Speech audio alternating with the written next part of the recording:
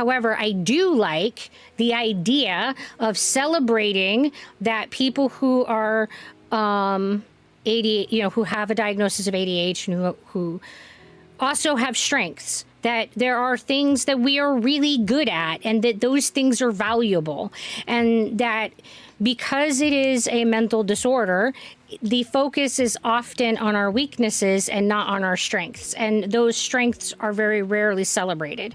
And I find that to be very, very unfortunate. So this shift of wanting to celebrate those strengths, I think, is really, really good. I really like the idea of shifting the focus to these are different people with different strengths and weaknesses, just like everyone else. For me, technically people have superpowers because we're the only species that apparently is sentient, just my philosophical thought, right? The man who asks a question is a fool for a minute. The man who doesn't ask is a fool for a life. Yeah. I think it's definitely best to ask questions and get more information, even if it makes you look dumb in the moment. I mean, and I don't know if we're the only sentient being on the planet. There's a lot more evidence with animal research showing that animals are less and less different. The more we research them, the more we're seeing the animals are less and less different in their emotional, intellectual capacities than we originally believed that they were. And what we are seeing is to be the biggest difference between animals and humans is the capacity for science. There's one caveat to asking questions. Don't make yourself look like a fool in front of your boss. You may end up being fired. Right, GPEX? That's definitely a risk. This saying, there's no such thing as a stupid question. I totally disagree. There are stupid questions, and there's a bad time for questions. I will say that I have asked stupid questions. Like, somebody gives me a piece of information, and then literally 2 seconds later, I ask for that information, and my brain goes, wait, you just said that. Never mind. Yeah, that happens. Dopamine, attention, variability, executive dysfunction. I think that's better than ADHD, but I think that we need to be careful with the dopamine fixation because there's a lot of research showing that it is not as dopamine driven as the initial research suggested. That there are a lot of other factors going on than just this dopamine conversation that we frequently hear being discussed. Yep, there's still research, but apparently in philosophy, animals are primal creatures, which are emotional beings, but not able to reason for themselves, but still possibly there's creatures that can be sentient. We just don't know it. Let our curiosity drive us and apparently get an answer to it. Yeah, I mean, and this is where language becomes a barrier. Like we have difficulty speaking to each other as humans and making meaning and conveying meaning. So when we look at a dog, then if they were completely sentient, just like we are, the challenge then becomes that just because their behavior doesn't reflect sentience in the way that we behave with sentience doesn't mean that they aren't sentient. And there is absolutely a communication barrier because we can prove that dogs communicate to each other. I won't say prove. There's a lot of evidence that dogs communicate to each other and have a doggy language, that dogs understand each other. But we as humans do not understand dogs. So there's a lot of complexity there. How much of this is human arrogance? How much of is this our well-established hubris? So we have to be really careful that we aren't standing on hubris and standing on arrogance and projecting our arrogance onto what we're observing and on our science. And this has been a problem in our science for all of science. I have Dave. It is definitely less of a mouthful, but it also sounds like I'm carrying a little dude in my back pocket. I have Dave. Here's Dave, little Dave. On the note of sentient animals, we as a species are screwed when it turns out that they say mice, cows, chicken, pigs, and any other species we domesticate and use for food, etc., evolves and becomes fully sapient or sentient creatures. Well, and this is where the ethical problem comes in, that we are required to kill something in order to eat. Doesn't matter if it's a carrot or an animal. You know, those things are living beings, and something has to die in order for me to continue. So how do you justify that? Well, you justify that with the fact that that's how biology is, and we didn't decide to make it this way. You can make death ethical in that there's no suffering, or more ethical in that there's no suffering, and that you give them as best a life as possible while they're here. But we can't change the reality that life requires death. We didn't invent that. And whether or not they're sentient creatures doesn't change that moral dilemma, as far as I'm concerned. We do understand dogs a little, but more because of body language and experience around them. And when I mean, okay, so actually, I think that there is definitely some conveyed understanding. Yes, absolutely. But we cannot, if let's say dogs were as sentient as we are, and that they have all the full intellectual capacities for language and the expression and development of ideas that we have, and that they communicate with each other in a complex way that conveys those ideas with each other. We do not have the means with which to communicate with them on that level. That doesn't mean that through paralanguage that we can't understand them and that they can't understand us to some basic functionality, for sure. I think that there's a lot of research that suggests that dogs understand our paralanguage exceptionally well. And I think the research suggests that dogs understand us much better than we understand them. Which is another reason that I think that we need to be careful when we assume that other animals do or don't have sentience or what their intelligence might be, because the measurement of intelligence is very difficult and very precarious. And how do you measure that? Especially when in context of a different type and species and a different type of intelligence that might value different intellectual skill sets.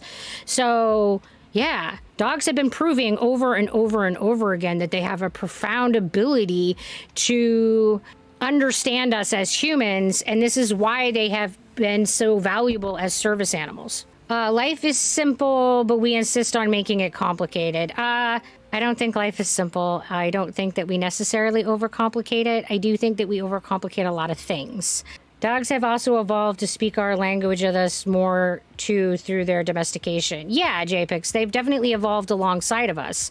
And with the domestication of dogs, they have changed, they've evolved like how they interact with us, and they have learned to interact with us in effective ways that are beneficial to that symbiotic relationship, for sure. I can see it now. Zebra Pig, you stand trial for not giving Fido enough treats at bedtime. How do you plead? Right? Imagine if dogs are sentient. Imagine arguing with your dog because you ate your favorite garlic bread. I'll be like, nah, dog, make me my garlic bread. I'm hungry. Oh, dogs can't eat garlic? I didn't know that was a thing. Oh, yes, but if they're sentient creatures, aren't they allowed to make bad decisions for themselves? We say that humans can. I mean, it unpacks, it creates a whole, like, if they're sentient creatures, are we treating them as slaves? Like, is it truly a symbiotic relationship if dogs are sentient? It unpacks, it would create a whole bunch of shit to re-unpack. It depends who's cleaning up the vomit and poo. I mean, yeah, you can argue that we're working for them. I don't know. That's what I'm saying. Like, once you make the assumption that, or establish that they're sentient, it really changes the whole relationship. So, and it changes the context of the relationship. And yeah, I mean, if they're sentient, I'll be like, bro, there's a toilet. Take a poop there, because they can reason out and understand, right? Like, it would also change expectations, totally. Like, why are you using the toilet, dude?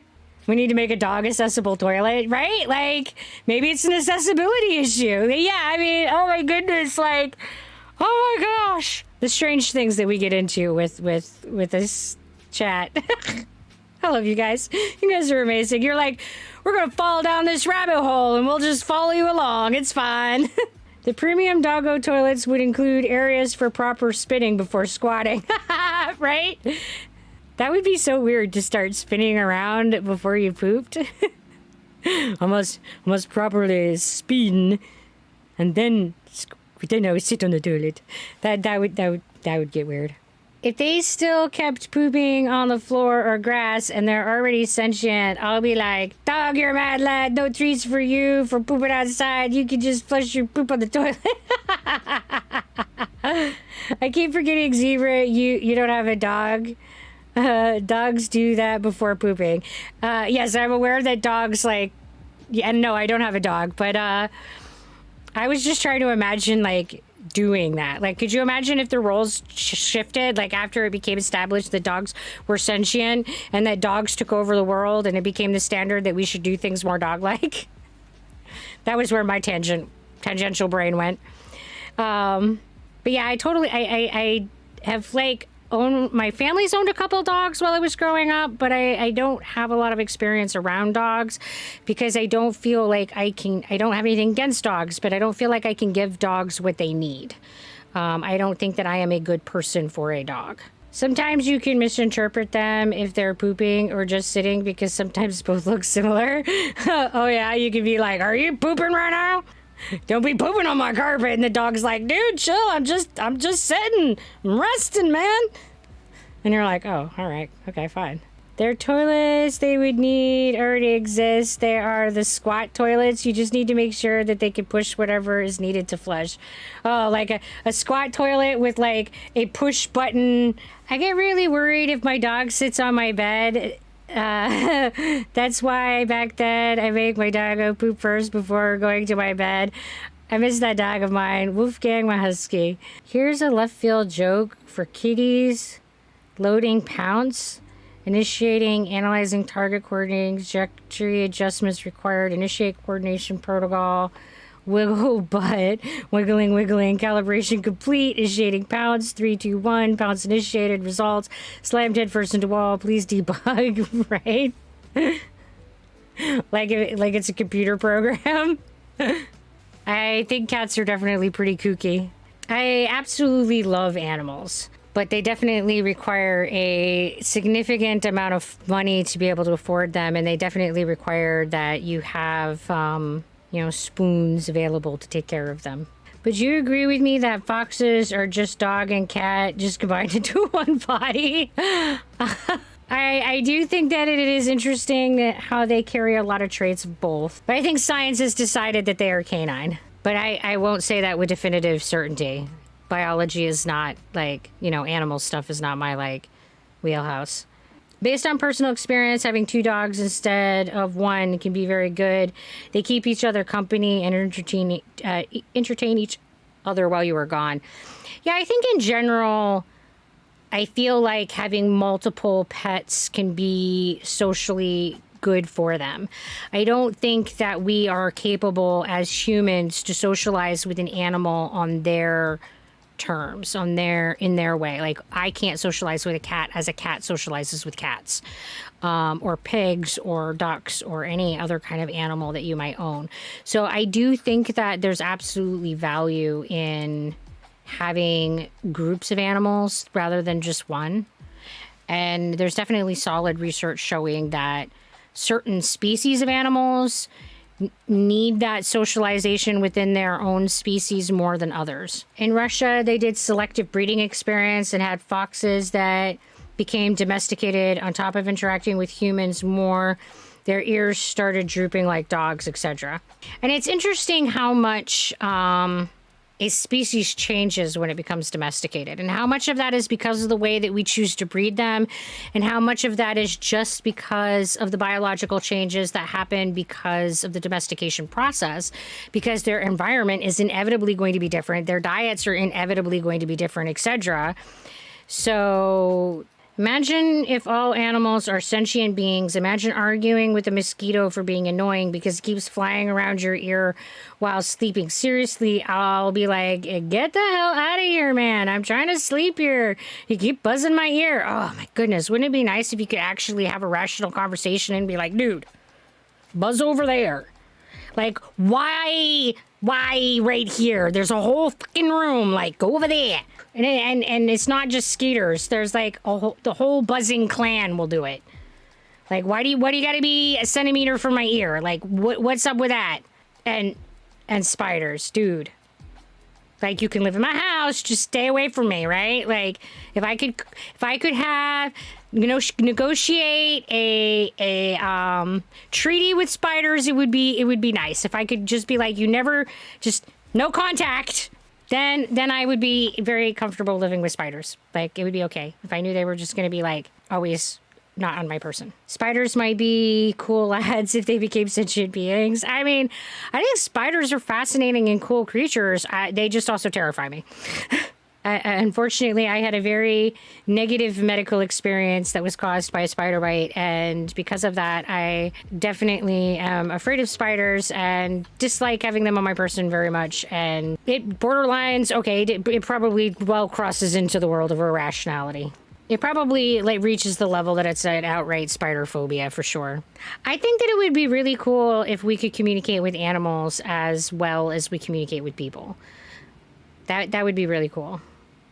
It would be very interesting to be able to get their perception on our behaviors and our use of the world. And I think that if they were able to communicate on that level, that it would be much more difficult to dismiss the impacts that we're having on other species. It'd suck if we knew that what birds were saying. A lot of the pretty bird calls you hear in the morning are mating calls. Yeah, right? Hey, anybody looking for sex? Hey, wanna make babies? Or maybe it's just, I'm a dude looking for a chick. That might not be the best metric. People don't communicate all that great. I mean, I agree. There's definitely plenty of room for communication to improve between humans. That is so true. Would you rather question? Would you rather be fluent in all languages or be able to communicate with animals?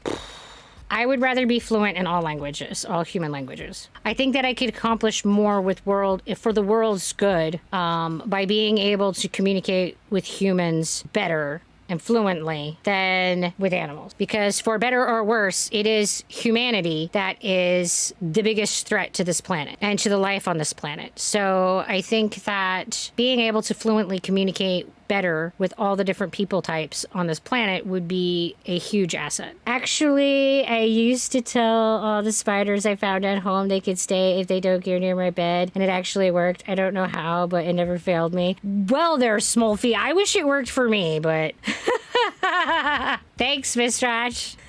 I wonder about some of the clips that are taken out of context on my stream, and then I'm like, so the one that went viral is me singing happy birthday, and now there's clips in my stream about me fisting assholes and anybody looking? Yeah, I just go, guys, I think these clips might be more telling of what my stream is like, but it's fine.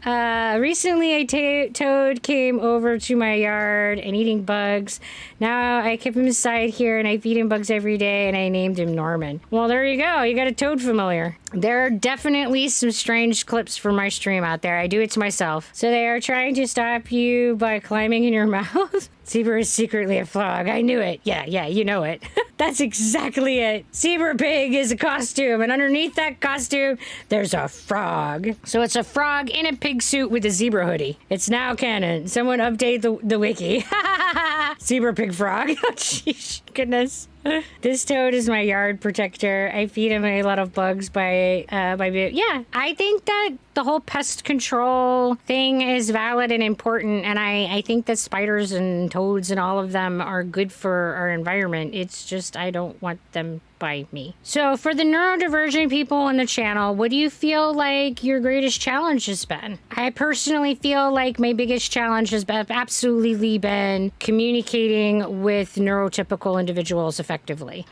I feel like that's been a big barrier in my life because of the auditory processing disorder and the differences in paralanguage that I frequently have a difficult time communicating with other individuals. But usually it's much more difficult for me to communicate with people who are neurotypical. But in general, my communication barriers, I feel, are my biggest challenge. I have a simple rule for bugs and spiders. They can exist so long as they stay out of my domain. I'll allow them in areas of the house I don't go, but the moment they tread into the areas where I'm at, it's kill on sight. I mean, I guess that is just fair, GPix. I usually go much the same route, only I do eviction. The people that my roomies will come and like do a cup scoop and take them outside and dump them.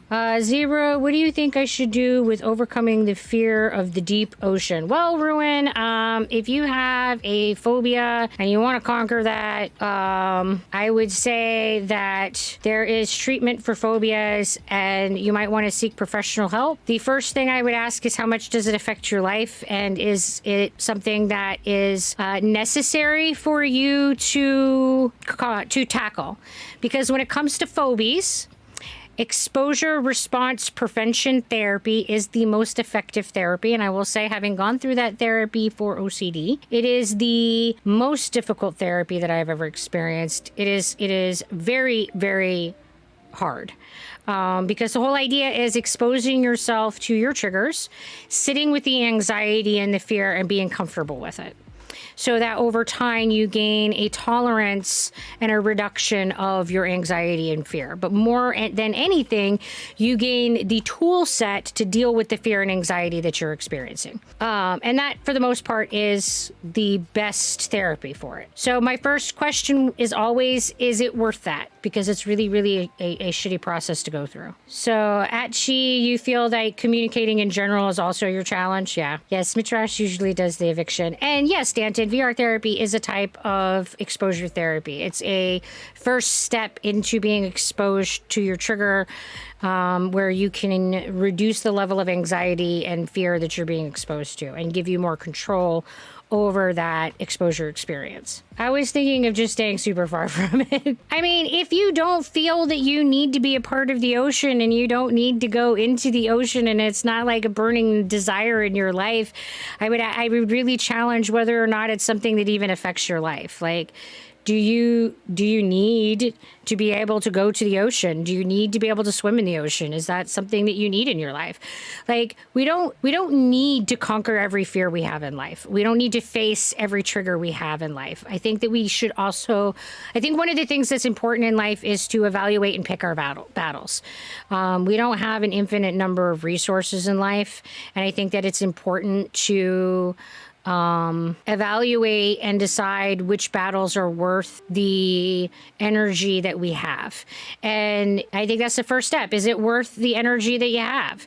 Or is your life going to be stable, happy, and fulfilling if you just don't ever go to the deep ocean? Smolfy, the communication is the hardest part, mostly when people dismiss everything that you say about your condition with something like, everyone is a little autistic. Yeah, I think that one of the disadvantages to books like the DSM-5 is that it is very true that people all share traits that are within all of the mental health disorders, the mental disorders. So if you open up the DSM-5, it doesn't matter which disorder you look at, and you read through that diagnostic list, it is likely that you're going to have some of those traits, some of those things going on in your life, regardless of which disorder. And that's where this idea that everyone is a little bit on the spectrum of these disorders. And when we start talking about disorders being a spectrum, it augments this idea that you can be a little bit of something. And I do think that it dismisses that idea, then is dismissive, because when you meet diagnostic threshold, it's because there's distress and dysfunction. And those two things are very important factors, and more so than whatever symptoms are existing. And dismissal of distress and dysfunction is absolutely not okay. So yeah, being dismissed is definitely a problem. And I've also frequently experienced that. With me, it's more deep trenches, dark spots of the ocean. Yeah. And sharks. Yeah, sharks are scary. Yeah, no plans on being a deep sea underwater welder, then you might be okay. Right, Mr. Hatch? I mean, so I think that a lot of people feel like you have to fix everything and you have to make everything normal, or whatever the most common is, or whatever the average is. And I personally, as a mental health psychiatric nurse, will always start with, is it really problematic? I mean, you can be different and it not be problematic. And I think that that's really essential, that we start with the question of, is it really problematic and is it really worth delving into and investing effort in? And yeah, higher chance of being killed by anything else but a shark, Danton, but that doesn't erase the reality of phobias. I mean, phobias aren't rational. They are what they are. I mean, and we can say that, they don't hunt humans and we don't need to fear them and that they won't even eat you. But again, unfortunately, phobias aren't based on rationality. They go into the irrational disorder of fear. A wise man once said that you are your own worst doctor. I understand the need for objectivity in healthcare and medicine. But I do think that there is value in intimacy in healthcare as well. And I would argue that we often make better doctors for ourselves than our doctors do because we absolutely know what our symptoms are and we are always taking our symptoms seriously. And therefore, we have the best perspective of what symptoms are serious, what symptoms are different, and what symptoms are having an impact on our lives. So while I think that objectivity in medicine is important and getting that outside perspective is important, I'm not sure that I really buy into this idea that we are our own worst doctors. I think the best doctoring scenario is with a well-informed, highly advocating patient with a compassionate and highly effective communicating provider. You can get your revenge in sharks through video games. You could just beat them up on the game. Yeah, you could totally play Raft and be all like, stuck. Shark stabby. And if you're afraid of the deep sea, then maybe you don't want to play Raft or Subnautica. This is true. I forgot what video game it is, but I remember putting a rocket booster on the shark's butt and literally it looks like a blimp flying around the sky. Oh my goodness. Fair point, Zebra. The saying gets at when people sometimes jump straight to the big things instead of considering it maybe something minor first. I mean, yeah, I do think that we as individuals in a situation are more at risk of catastrophizing a situation. We're more likely to worry and have anxiety about more severe diagnoses than we are more minor diagnoses. So we're more likely to look towards a more serious answer than a less serious answer, which is why I think that outside opinion is absolutely fundamentally important, because you can get a better objective diagnostic differential completed from a objective perspective. However, I think that the best diagnostic differentials happen when the symptoms, the patient report of what's happening, are taken at face value to be true and are valued as truth and are valued as whatever priority they set, not what the provider sets, and you work as a team. I think that medicine works best as a collaborative process between a patient and a provider. And I think that in America, we really, really struggle with making healthcare a collaborative process. We really want it to be this authoritarian experience where the submissive patient is dictated to by the authoritarian provider. And I don't think that that's the best way to get good quality healthcare. I tried playing Raft and I screamed like a 3-year-old. I mean, I'm not gonna lie, I've squealed in Raft. I mean, the sharks just startled me on occasion. It happens. I was fighting with my doctor over me having a heart attack and bad shaking and vertigo, thinking I was dying. Turns out my doctor was right and it was just panic attacks. However, that doesn't change the reality of your experience. And your reality of your experience was that you were having chest pain and you were shaking and you were having vertigo and you felt like you were dying. And that experience should be taken seriously, and that symptom set should all be considered real and existing, even if they can't be measured. And the pursuit of all the possibilities of things that that could create that symptom set should be evaluated equally and unbiasedly. So in that case, yeah, that could have been with those symptoms could have been a heart attack. So a heart attack should be worked up. There's other things like heart infections, could have been sepsis. There's other things that can cause those symptoms.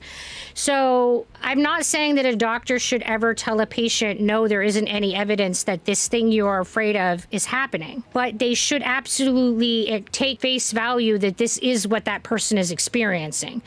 I think that it is wrong for a provider to say, no, you are not in as much pain as you're saying you're in. No, you are not. You don't feel like you're dying. That's not possible. Well, fuck you. That's what I'm feeling. I've ended up in the ER for panic attacks a handful of times. And, you know, the reality is that a panic attack is a really terrible, awful feeling. It feels like you're dying. Like, a lot of people feel like they're having and if you think about what's happening, it makes sense that you have such dramatic symptoms. And those symptoms are valid and real. It's just not life-threatening. That doesn't mean that it isn't less. And I think that's what we need to get away from, saying it's less because it's not life-threatening.